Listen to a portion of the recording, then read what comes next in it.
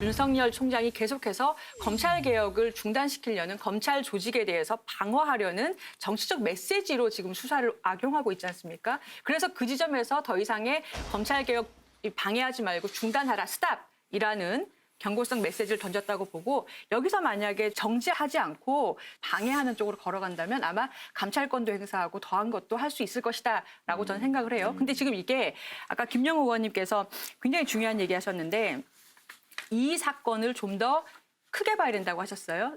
그러면 처음부터 돌아가 볼게요. 조국 사태 이전으로. 삐리리 돌아가서 줌을 확 당겨서 보면 사실은 문재인 정부가 출범하면서 하려던 게 권력기관 개혁입니다. 그래서 지금 제가 갖고 온 게 2018년 1월 14일 날 조국 장관이 민정수석이던 시절에 권력기관 개혁안이라는 걸 발표했어요. 그 내용이 뭐냐면 국민들이 촛불 들었던 원인, 그러니까 대통령이 탄핵되었던 원인에는 검경, 국정원 등 권력기관의 잘못이 있었습니다. 그래서 문재인 정부에서는 이렇게 개혁하겠습니다라고 하면서 경찰개혁위원회, 그 당시에 검찰개혁위원회, 국정원개혁위원회 세 가지를 가동을 시켜요.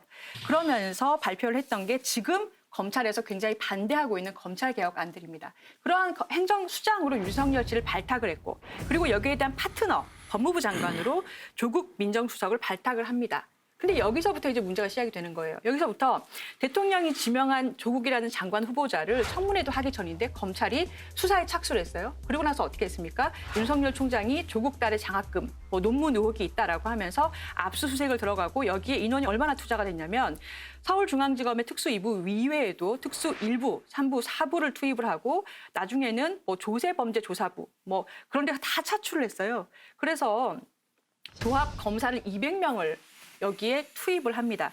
근데 박근혜 최순실 국정농단 사건에서도 검사가 20명이 파견됐었어요. 그리고 사법농단 사건에서도 압수수색은 70일 동안 23건이 있었는데 조국 한 사람을 수사하는데 30일 만에 압수수색을 70군데를 했어요. 그런 결과 어떤 일이 벌어졌냐면 검찰 개혁을 하려고 정부에서 추진했던 이런 여러 가지 일들이 조국 사태로 다 빨려 들어간 거예요. 빨려 들어가면서 검찰개혁위원회가 내놓았던 여러 안도 통과가 되긴 했지만, 지금 사실은 검찰개혁뿐만 아니라 국정원개혁, 경찰개혁까지를 해야 이 권력기관 개혁이 세트가 완성이 되는데, 지금 누가 기억하고 있습니까? 경찰개혁 아무도 모르시죠?